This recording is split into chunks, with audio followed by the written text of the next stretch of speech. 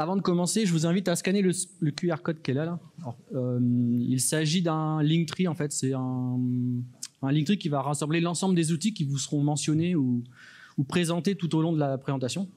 Donc, si vous voulez, je vous laisse quelques instants pour le scanner. Alors, sachant pas de panique, parce que ce QR code vous sera régulièrement répété et réaffiché régulièrement dans le cadre de cette présentation. Je vous invite également à rester concentré. Parce qu'à la fin, malgré l'heure tardive, à la fin, on a prévu un petit quiz interactif et pour tenter de vous faire gagner un petit cadeau surprise. Donc, écoutez-moi bien.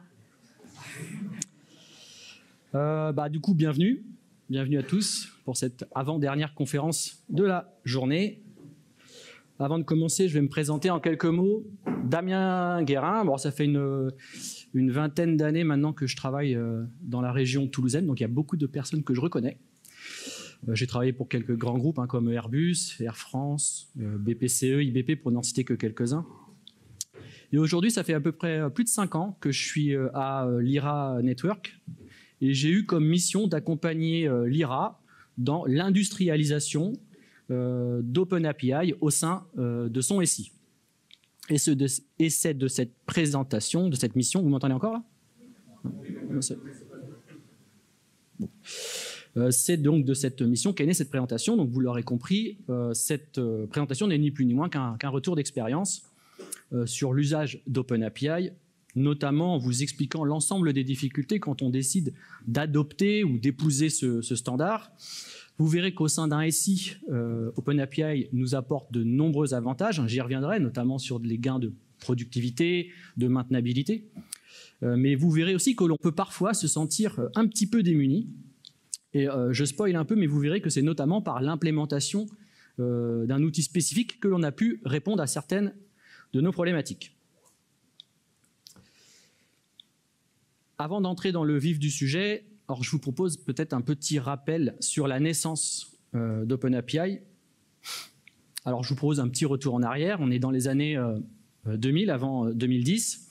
Les entreprises, elles ont la volonté d'offrir à leurs clients davantage de flexibilité à leurs solutions. Les besoins en API web s'intensifient et s'accélèrent.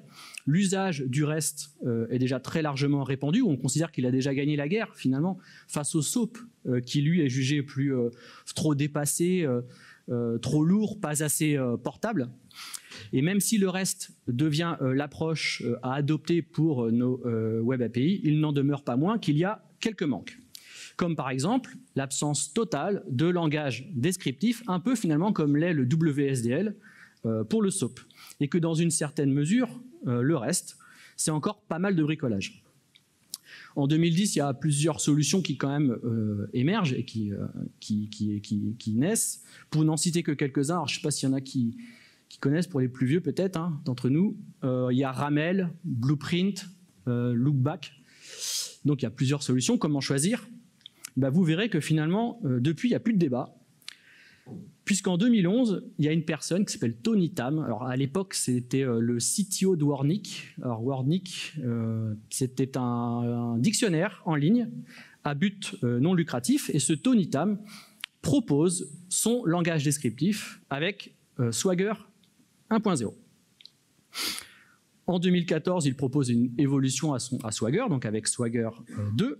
Et finalement, tout bascule en 2015, quand il y a une société qui s'appelle Smart Beer Software, qui décide de racheter la spécification Swagger. Elle crée en suivant un groupe, une organisation, qui va s'appeler OpenAPI Initiative, dont le but va être de promouvoir la spécification Swagger. Très rapidement, on va constater un vrai engouement. De grands groupes vont rejoindre cette OpenAPI Initiative. Donc pour n'en citer que quelques-uns, il y a Microsoft, IBM, Google, Oracle. Et aujourd'hui, cette OpenAPI Initiative ne compte pas moins de 36 membres. En 2017, Swagger est renommé en OpenAPI et OpenAPI 3 sort.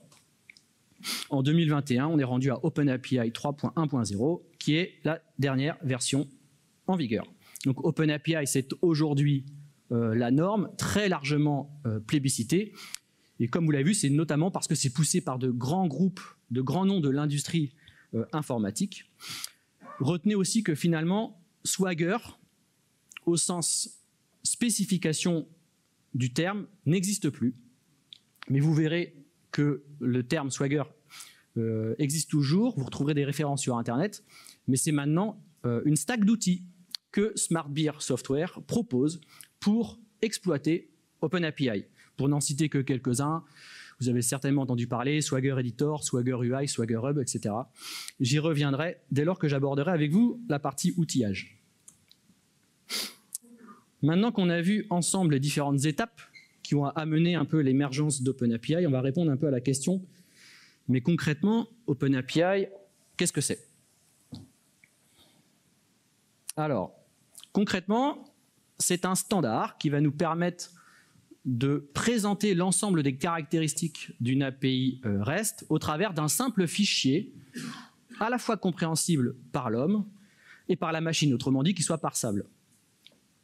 En d'autres termes, OpenAPI nous permet, via un simple fichier plat, qu'il soit JSON ou YAML, de décrire et de donner l'ensemble des caractéristiques d'une API REST. Et ces caractéristiques, alors qu'est-ce que c'est? Ce sont d'abord les ressources, les entités métiers que l'on va manipuler au sein de notre API REST, les opérations que l'on va pouvoir faire sur ces ressources, créer, modifier, supprimer, quelles sont les données d'entrée, quelles sont les données de sortie, les résultats de nos opérations pour les cas nominaux, les différents cas d'erreur, et potentiellement des exemples aussi de données d'entrée, de données de sortie.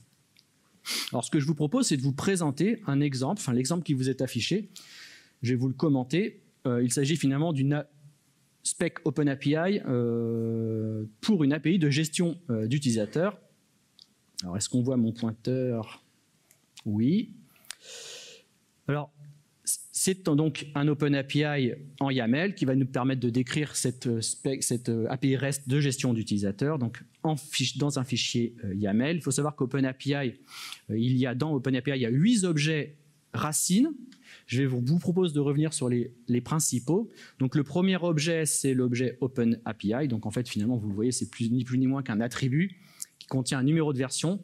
L'objectif de cet attribut, va être d'indiquer la version d'OpenAPI que l'on utilise afin de décrire notre API REST. Là, en l'occurrence, on va dire « Je décris mon API REST de gestion d'utilisateur à partir d'OpenAPI version 3.0.1 ». Ensuite, on a un autre objet qui s'appelle info. L'objectif de cet objet va être de contenir l'ensemble des informations générales de notre API REST, par exemple son nom, sa version, une description, le ou les auteurs qui sont derrière, une licence potentiellement applicable, etc., etc. Ensuite vient la partie, l'objet pass, qui est probablement l'objet le plus important de la spécification OpenAPI, car c'est dans cet objet que l'on va spécifier la liste des opérations que l'on peut faire sur nos ressources, quelles sont les données d'entrée et de sortie. Donc là, en l'occurrence, si je continue à compléter et à commenter cet exemple, qu'est-ce que nous indique cette spécification OpenAPI? Elle nous indique qu'il est possible, sur notre API REST de gestion utilisateur, de faire un GET HTTP sur le endpoint /user et qu'on va récupérer ainsi une liste d'utilisateurs. Cette liste d'utilisateurs sera retournée sous un HTTP 200 et matérialisée en JSON par un tableau d'objets user. Alors ce qui est intéressant, c'est peut-être cette partie-là, ce $ref. C'est ce qu'on appelle dans OpenAPI une référence interne. Bon, faut le voir comme une référence classique en fait, c'est-à-dire qu'en fait, ici, notre utilisateur n'est pas décrit ici, mais il est décrit dans un autre objet qui est la partie component. On voit component, schéma, user, component, schéma, user. Et on voit ici la description de notre entité métier utilisateur qui est constituée de 3 propriétés, d'un ID, d'un nom et d'un prénom. En fait, c'est là qu'on voit aussi l'intérêt de cet autre objet qui est la partie component, dont l'objectif va être de contenir l'ensemble de nos objets métiers manipulés dans notre API REST et nous permettant aussi de factoriser. Imaginons qu'on a une API REST plus complète que ce que je vous montre là. On va imaginer d'autres opérations, on va pouvoir créer des utilisateurs, modifier des utilisateurs, supprimer des utilisateurs. Donc on a cette redondance d'informations sur notre entité métier utilisateur. Plutôt que de le spécifier systématiquement à chaque opération, on va la spécifier qu'une seule fois dans la partie component et on va utiliser nos références internes pour pointer sur la définition complète de notre objet métier. Pour info, alors, je n'ai pas mis l'URL, mais il y a la documentation officielle d'OpenAPI, elle compte quand même pas moins de 104 pages. C'est un peu beaucoup et indigeste. Je voulais noter avec vous l'existence d'un outil que moi j'ai trouvé très pratique, qui s'appelle OpenAPI Map, alors que vous retrouverez dans le Linktree, hein, c'est pour ça que j'ai remis le QR code. OpenAPI Map, c'est un outil qui nous permet de consulter la doc OpenAPI de manière, entre guillemets, ludique et interactive parce qu'elle présente la documentation sous la forme d'un arbre hiérarchique dynamique. Voilà, c'est juste pour information. Moi, j'avoue que ça m'a beaucoup aidé, cet outil, à monter en compétence sur OpenAPI. Maintenant que vous savez ce qu'est plus concrètement OpenAPI, vous comprenez que finalement, ce n'est qu'un formalisme. Autrement dit, utiliser OpenAPI n'est pas la garantie d'avoir une super API REST super propre. On peut très bien concevoir une API totalement bancale, même si on utilise OpenAPI. OpenAPI n'est en rien la garantie d'avoir une API qualitative. La force d'OpenAPI, ça se résume finalement à deux choses.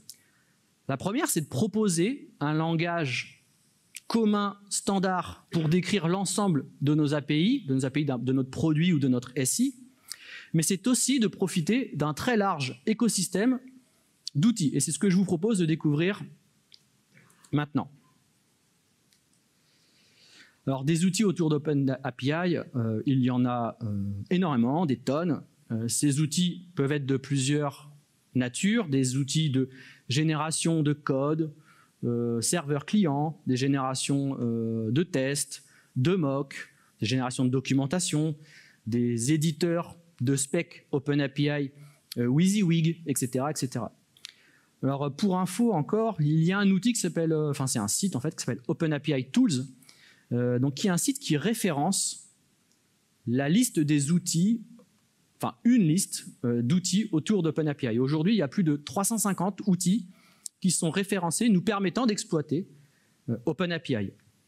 Alors cette richesse d'outils, c'est aussi ce qui a permis à OpenAPI de faire la différence face à ses concurrents.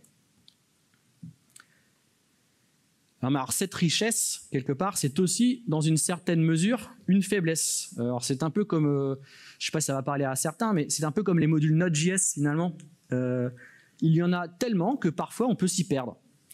On vient rapidement se poser des questions sur la qualité de certains de ces outils, les versions d'OpenAPI qui sont supportées, la réactivité des contributeurs qui sont derrière, etc., etc.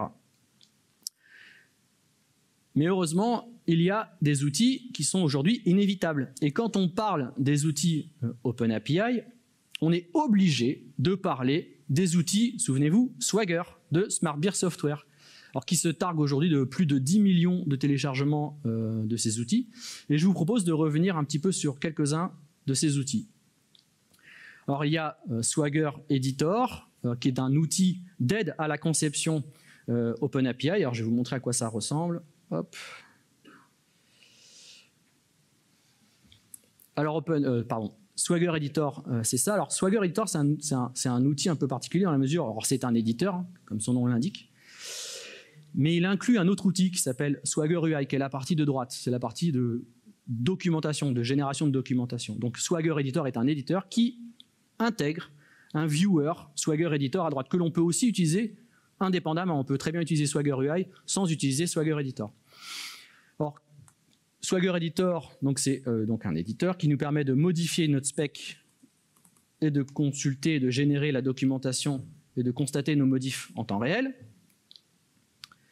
Comme tout éditeur OpenAPI qui se respecte, on a bien sûr une validation derrière. Si on tente d'injecter un objet qui n'est pas référencé, qui n'existe pas dans l'aspect OpenAPI, on a bien sûr des erreurs de validation.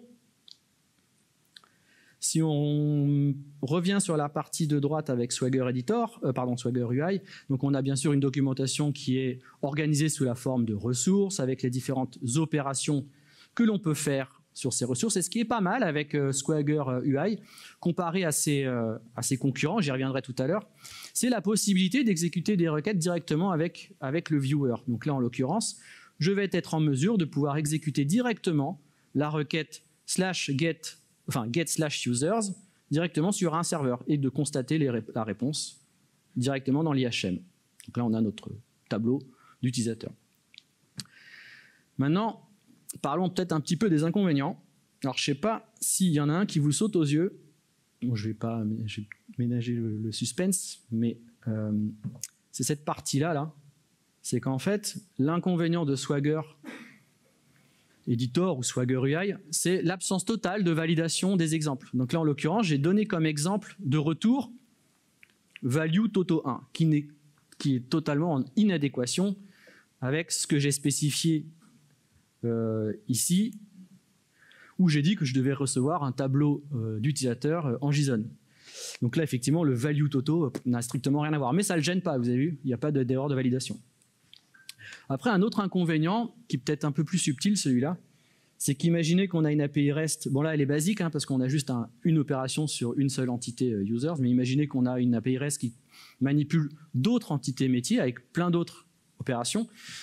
Bah, on imagine bien qu'on va très vite se retrouver avec un fichier OpenAPI qui va très vite faire plusieurs milliers de lignes. Alors heureusement, la spec OpenAPI, elle a prévu un truc qui s'appelle des références externes. Bon bah, ça se devine, hein, c'est juste que c'est exactement pareil que ça, comme une référence interne, mais qui va pointer sur un autre fichier. Alors c'est beaucoup mieux parce que ça va nous permettre de faciliter la maintenabilité, de structurer un peu plus notre spec, plutôt que d'avoir un gros fichier, entre guillemets, immaintenable. Par contre, du coup, effectivement, ce Swagger Editor, il ne nous permet pas d'éditer plusieurs fichiers à la main. On peut juste éditer un fichier. Donc c'est pas... Enfin, en gros, vous pouvez uploader des fichiers, et puis si vous avez des références externes, il va les gérer, mais vous n'allez pas pouvoir tout éditer, tous les fichiers potentiellement de votre système. Voilà ce qu'il y a comme inconvénient sur Swagger Editor et Swagger UI. Alors je vous propose de revenir à la présentation. Hop. OpenAPI Generator, alors je vous propose maintenant, c'est de sortir un peu des outils SmartBeer avec OpenAPI Generator. Alors historiquement, SmartBeer Software proposait un générateur qui s'appelait Swagger CodeGen. Mais la communauté a jugé la réactivité de SmartBeer totalement insuffisante quand est sorti OpenAPI 3. La communauté a décidé de forker son générateur et a créé OpenAPI Generator, qui est aujourd'hui le générateur le plus utilisé, car jugé plus stable, plus avancé que le générateur de SmartBeer. Alors les avantages, c'est un générateur de code, hein, client-serveur, donc forcément on imagine assez facilement qu'il y a des gains de productivité qui peuvent être assez importants. Si on devait citer quelques inconvénients sur ce générateur, alors c'est que parfois les templates qui sont proposés peuvent être discutables. Par exemple, si vous décidez de générer du code serveur Spring, par exemple, bah forcément vous allez être dépendant de ce qui a été généré et vous n'êtes pas forcément en phase, vous ne serez pas forcément en phase avec le code, l'implémentation qui vous aura été proposée par les développeurs. Alors heureusement, les développeurs de ce générateur nous permettent de prendre la main et d'overrider les templates, mais par défaut, il faut savoir que les templates proposés de base peuvent être discutables et critiquables. Ensuite, dès lors que vous allez commencer à essayer de spécifier un système, une API REST relativement avancé avec, par exemple, du polymorphisme, vous allez vite constater qu'OpenAPI Generator est très très susceptible. Il y a plusieurs façons, je ne vais pas rentrer dans les détails, mais il y a plusieurs façons de spécifier du polymorphisme avec OpenAPI. Mais si vous utilisez Generator, vous allez devoir utiliser une seule des façons de design du polymorphisme. Sinon, votre code généré ne se compilera pas. Et enfin, si je devais citer un dernier inconvénient d'OpenAPI Generator, c'est des problèmes de rétrocompatibilité. Si vous utilisez, je ne sais pas, OpenAPI Generator 5, vous allez tout faire en sorte que vous allez générer votre code, puis implémenter le code qui va utiliser ce code généré, ça va marcher. Du jour au lendemain, si vous vous décidez, tiens, je vais me mettre à niveau et je vais utiliser OpenAPI Generator 7, bah vous pourrez constater que ce qui fonctionnait avant ne marche plus. Voilà, c'est assez fréquent de constater des problèmes de rétrocompatibilité avec OpenAPI Generator. On poursuit un peu la liste des outils avec Redoc Pro. Alors qu'est-ce que c'est que Redoc? C'est un concurrent à Swagger UI, dans la mesure où on peut obtenir une documentation automatique de notre API REST à partir d'une spec OpenAPI. Alors, je vais vous montrer vite fait à quoi ça ressemble. Hop, ça ressemble à ça. Alors c'est la même API que je vous ai montré tout à l'heure avec Swagger Editor. C'est qu'on a une organisation, bon, c'est très subjectif, hein, peut-être plus visuel, plus joli, moi je trouve en tout cas. On a donc un volet à gauche avec une liste de nos ressources, avec les opérations que l'on va pouvoir faire, le détail au milieu et des exemples à droite. En termes d'inconvénients, bah, j'ai envie de dire, peut-être que c'est exactement pareil, ça doit vous sauter aux yeux, c'est de la même manière que Swagger, c'est l'absence totale, encore une fois, de validation des exemples. On peut très bien donner ça comme exemple, value Toto qui ne respecte absolument pas ce que l'on avait défini, ça ne gêne absolument pas Redoc. Autre peut-être inconvénient que l'on peut citer, contrairement à son concurrent Swagger UI, c'est l'absence ou l'impossibilité d'exécuter des requêtes comme j'ai pu vous montrer tout à l'heure avec Swagger UI. Il n'y a pas de bouton try it, execute. Alors, ça n'existe pas sur Redoc. Alors en vrai, ça existe sur Redoc Pro, qui est bien sûr sous licence commerciale.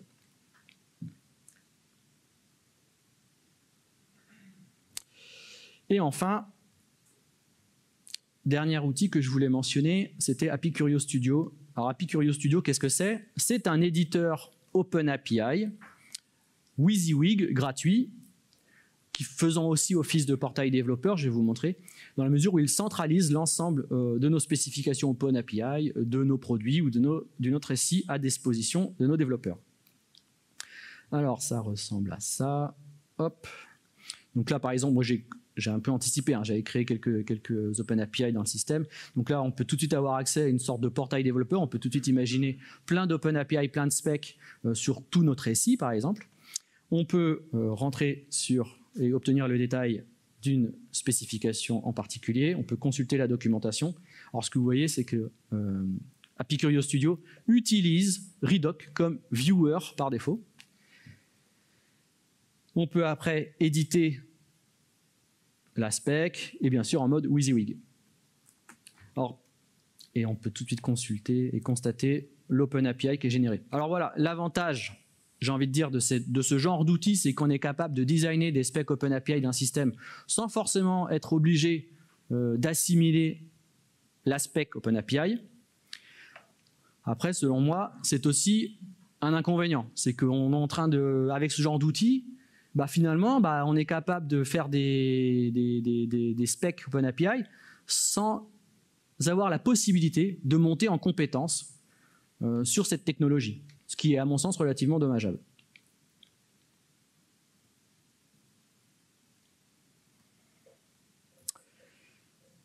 Maintenant que vous savez tout d'OpenAPI et de ses outils, moi ce que je vous propose maintenant, mais ok, concrètement dans la vraie vie, comment on peut utiliser OpenAPI? Alors je vous demande un effort de projection et d'imagination. Imaginons que nous sommes une entreprise de produits laitiers. Je vous demande un vrai effort de concentration. On a une application de gestion de stock de lait, d'accord, avec un front à gauche, un back à droite en Java, dans des repositories Git différents. Okay, on souhaite utiliser et implémenter une API REST pour cette gestion de lait, et on a une approche OpenAPI Design First. Alors, je ne sais pas si ça parle à des gens, mais le Design First, c'est-à-dire on veut faire notre spec, et après on génère du code, qui est l'opposé de faire du code first, où on fait du code, et en même temps, on met des annotations OpenAPI qui va générer de la documentation. On fait un peu le code first et on fait un peu la spec et le code en même temps. Le design first, c'est on fait d'abord une spec bien carrée, on itère potentiellement. Une fois qu'on a une spec bien définie, on en profite et on l'utilise pour générer du code. Donc c'est cette approche-là qu'on décide d'adopter pour notre mise en situation. Et on souhaite bien entendu générer donc le code de notre API REST, le client pour le front et le back à droite. Donc il y a une problématique qui va peut-être vous sembler évidente, c'est tout bête, mais concrètement, cette spec OpenAPI, vu qu'on veut générer le code à droite et à gauche au build, c'est bête, mais on la met où cette spec? si on la met que à droite, on ne va pas pouvoir générer notre code serveur. Si on la met que à droite, on ne va pas pouvoir générer notre code client et inversement. On va considérer dans un premier temps, on est un petit système, on est au sein d'une même équipe, on est une petite structure. On va imaginer dans un premier temps, on va dupliquer la spec. Alors, ce n'est pas terrible.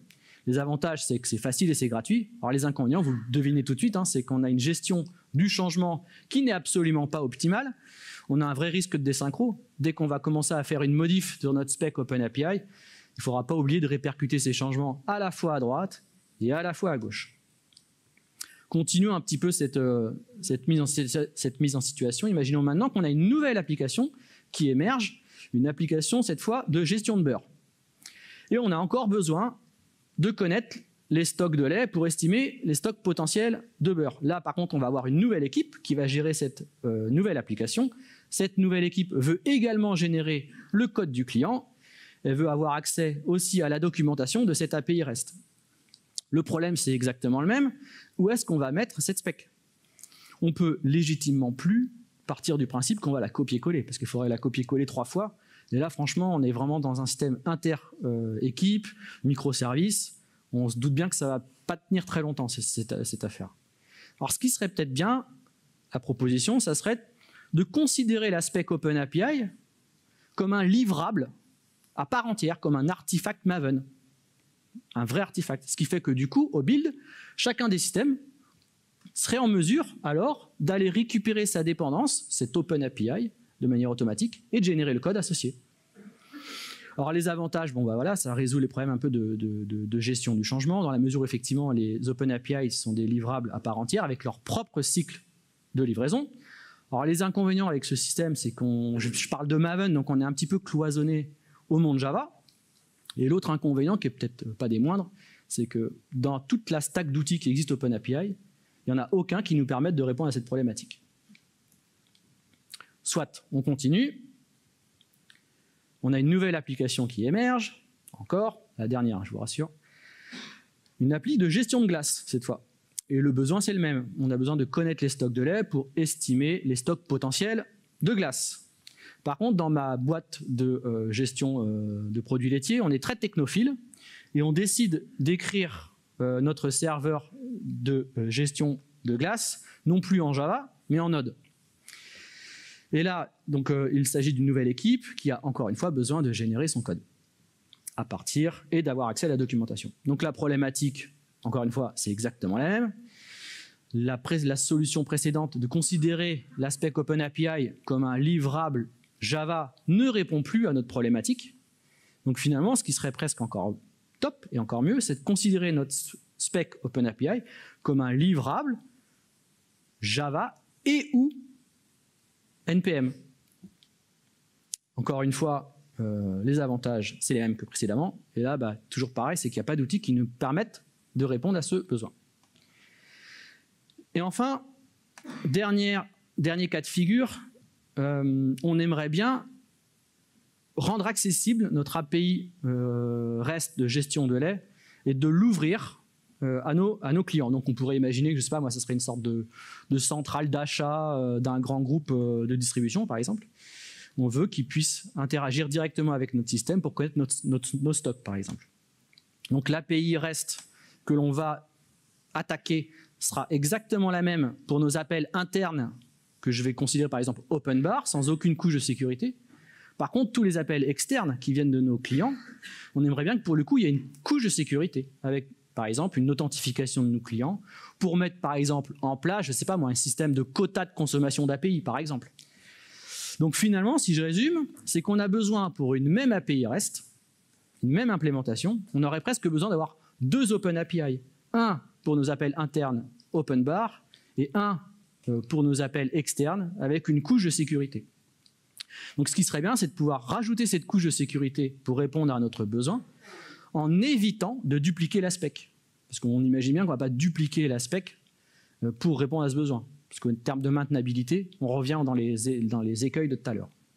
Alors ce qui serait presque bien aussi, ce serait d'avoir une sorte de système qui nous permette d'instancier ou de contextualiser une même spec sans être obligé de la dupliquer. Mais là, c'est pareil que précédemment. C'est que des outils comme ça qui nous permettent de contextualiser une spec, ça n'existe pas. Et donc pour répondre à ces problématiques que je viens de citer, où je vous disais qu'il n'y a pas d'outils qui existent, on a décidé de retrousser nos manches et d'implémenter nous-mêmes une solution afin de répondre à ces problématiques. Et donc on a créé, pour répondre à ces besoins, un outil que l'on a appelé OpenAPI DevTool. Alors cet outil, c'est une CLI Node.js open source qui a été créée en 2021. Donc l'objectif, c'est de proposer un outil unique pour répondre à ces besoins, ces problématiques citées précédemment. OpenAPI DevTool, alors c'est un module Node, hein, donc ça s'installe exactement comme un module Node classique avec NPM ou Yarn. Il a deux modes de fonctionnement. Il a un mode, j'ai envie de dire, de mode de conception, mode de fonctionnement de conception, et un autre de publication. Je vais vous montrer à quoi ça correspond tout à l'heure. Alors, le mode de conception d'OpenAPI DevTool nous permet de faire quoi? Il nous permet de générer de la doc en temps réel, que ce soit avec Redoc et ou avec Swagger UI. Il va nous permettre de valider que ce qu'on a écrit est conforme à la spec, aux exigences de la spec OpenAPI. Et là, pour le coup, on va en profiter pour faire en sorte qu'il nous valide nos exemples. Parce que je vous avais vu montrer tout à l'heure qu'il y a pas mal d'outils qui ne valident absolument pas les exemples. Et selon nous, ça reste problématique. On aimerait bien aussi avoir une vraie gestion des références externes. Dans notre SI, on ne veut pas avoir un fichier de plusieurs milliers de lignes de spec OpenAPI à maintenir. On aimerait bien pouvoir cloisonner et structurer notre spec OpenAPI afin de faciliter la maintenabilité. Et également, on aimerait bien pouvoir offrir à nos développeurs un accès à toutes ces documentations afin qu'ils soient en mesure de implémenter tel ou tel appel, tel ou tel client sur notre API REST. Et enfin, le deuxième mode, c'est la mode publication qui va nous permettre de matérialiser, de transformer notre spec OpenAPI en un livrable que l'on va pouvoir publier vers des repos Maven locaux ou remote et ou dans un repo NPM. Qu'on soit en mode conception ou en mode publication, OpenAPI DevTool fonctionne à partir d'un fichier de configuration qui peut être écrit en YAML ou en JSON et qui, en gros, spécifie et indique la liste des OpenAPI qu'on va vouloir exposer avec le mode conception ou qu'on va vouloir publier avec le mode de publication. Donc ces fichiers peuvent être locaux ou ils peuvent être directement remote, à distance, sur un serveur NPM ou Maven par exemple. C'est le cas du deuxième point, du deuxième élément avec l'objet artifact. Automatiquement, OpenAPI va aller chercher la spec directement sur un serveur Maven ou NPM. Une fois qu'on a fait ça, on va pouvoir concevoir et publier. Donc, vaut mieux que je vous montre par l'exemple comment ça fonctionne. Alors, hop. Alors, je vous montre le point d'entrée de l'outil OpenAPI, c'est un fichier de conf. Donc là, en l'occurrence, je vous montre un système où on a deux fichiers, deux specs OpenAPI en local, avec une API REST, avec une description d'API REST de gestion d'animaux. Vous allez voir que dès que vous recommencez à regarder sur le net, Swagger ou OpenAPI, il y a toujours l'exemple de gestion d'un store, d'un pet store. Donc là, je l'ai remis pour que ça ne vous choque pas. Après, on a le même exemple que je vous montre depuis tout à l'heure là sur une API REST de gestion utilisateur. Donc on a notre système, notre fichier qui est ici, qui est matérialisé ici. Donc là, on retrouve le get que je vous ai montré tout à l'heure. Et peut-être ce qui est intéressant, c'est cette partie-là. C'était juste pour vous montrer qu'on est capable de gérer les références, pour le coup, externes. Donc là, notre utilisateur, notre objet, notre entité métier utilisateur n'est plus défini dans le fichier principal, mais dans un fichier à part, qui est ici. Donc on retrouve ce que je vous ai montré tout à l'heure avec les trois propriétés de notre objet, l'ID, le nom et le prénom. Maintenant que je vous ai montré ça, je vais vous montrer comment ça se concrétise quand on lance le mode de conception. Donc ça montre, oui, serve. Je mets le fichier de conf.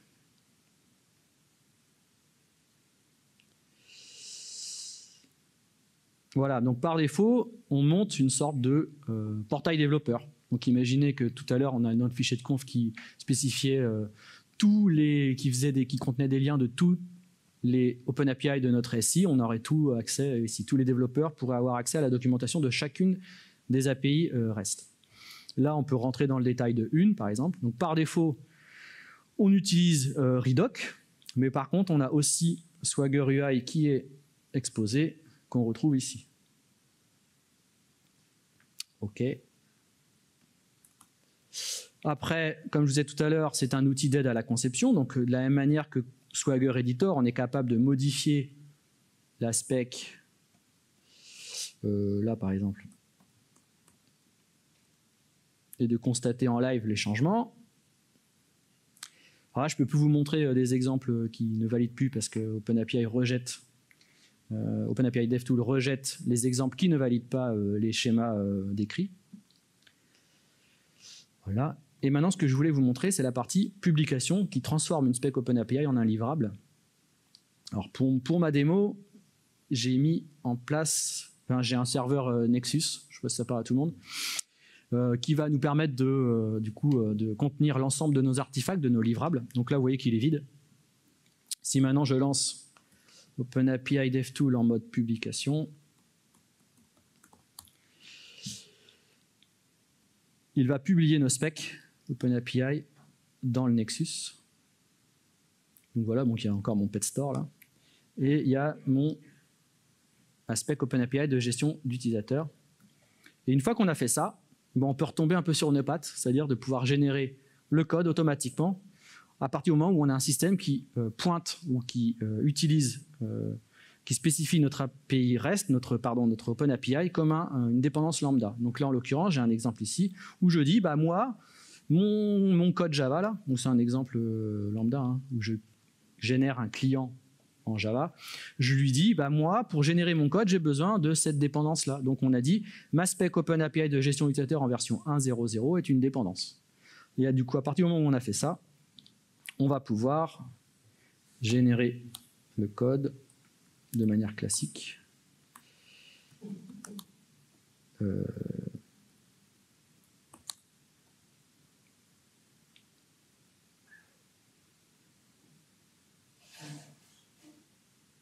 Suspense.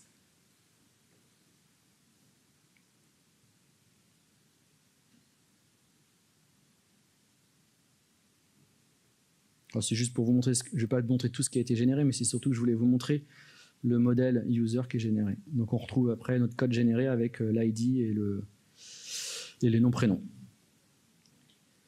Voilà.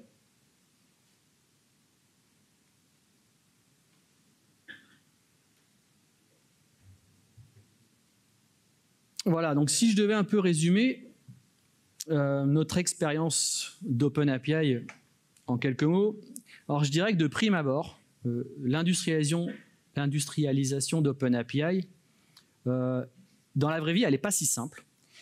Car même s'il y a beaucoup d'outils qui existent, qui sont relativement pertinents, qui vont nous aider considérablement à augmenter notre productivité, notamment avec les générateurs de code, faciliter les échanges d'informations avec les portails développeurs, des générations de documentation.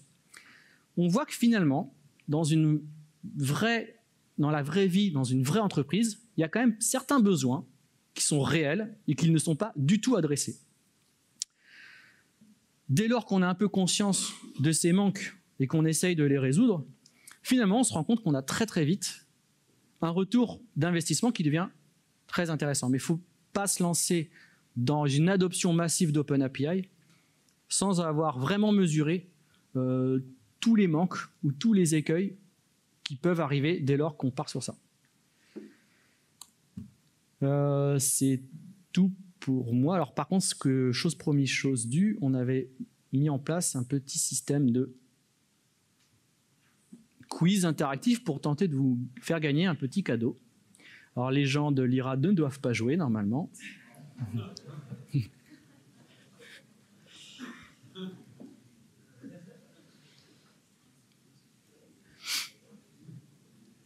Vous n'êtes pas tous obligés de jouer, hein.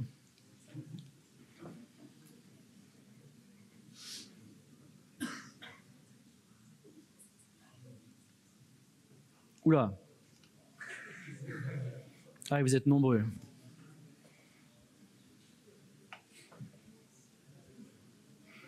J'attends que le chiffre se stabilise.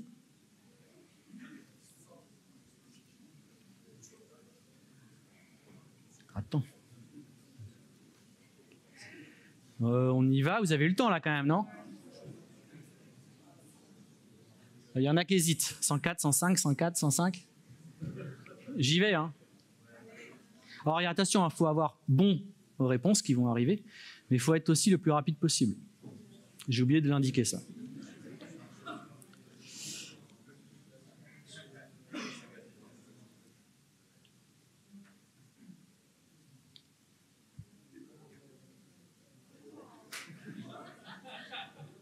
Attends. Je vois rien. Ah oui. Ok, c'est bon. Donc regardez votre téléphone. Hein. Attention, c'est parti. Alors il doit y avoir 20 secondes à chaque fois. Hein. Sauf là, il y en a une qui doit être un peu plus longue.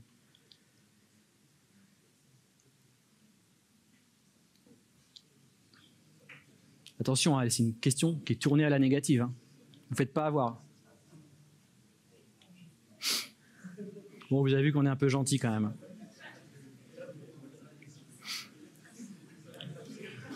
Ok. Ok. Je ne commenterai absolument pas les résultats.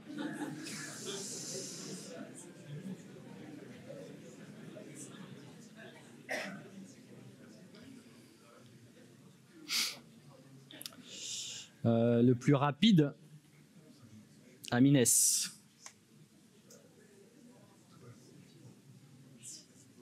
Il y en a 4 questions, je crois.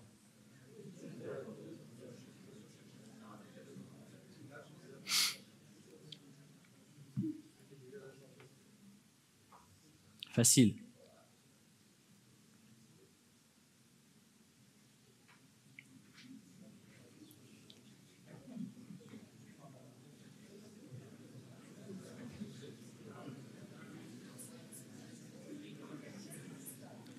Ah, il y a 3 questions en fait.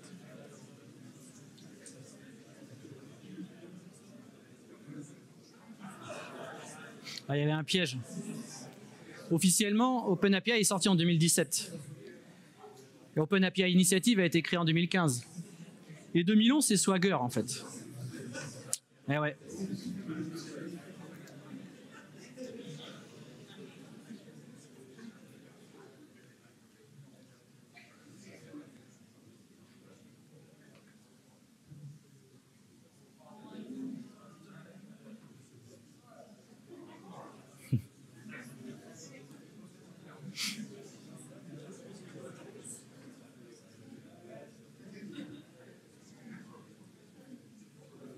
Alors là, elle va être un peu plus compliqué, celle-là. Il va falloir que vous zoomiez sur votre téléphone. Vous avez un peu plus de temps, hein, 45 secondes sur celle-là.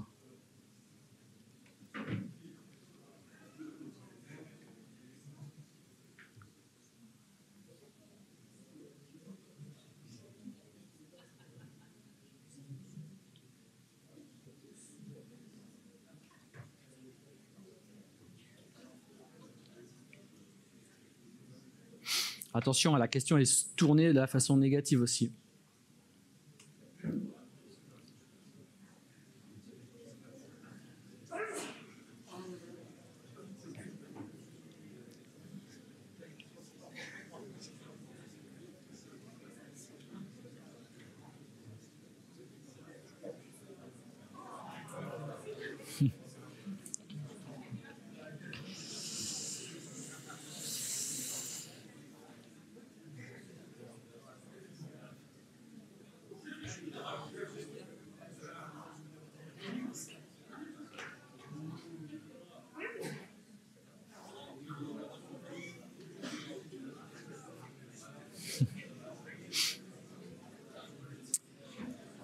Donc il y a l'Orivé qui doit être là, ouais.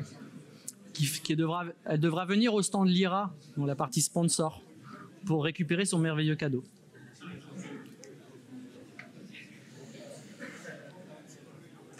C'est tout pour moi. Alors je vous ai mis le QR code là sur l'Open Feedback.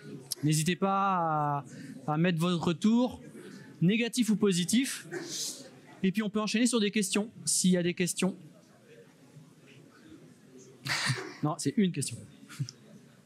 Mais normalement, il doit y avoir un micro, non? Ah, bah en fait, ça va être en individuel, viens. Après. Bah, venez me poser des questions directement parce qu'apparemment, on a dépassé le temps limite. Merci à tous.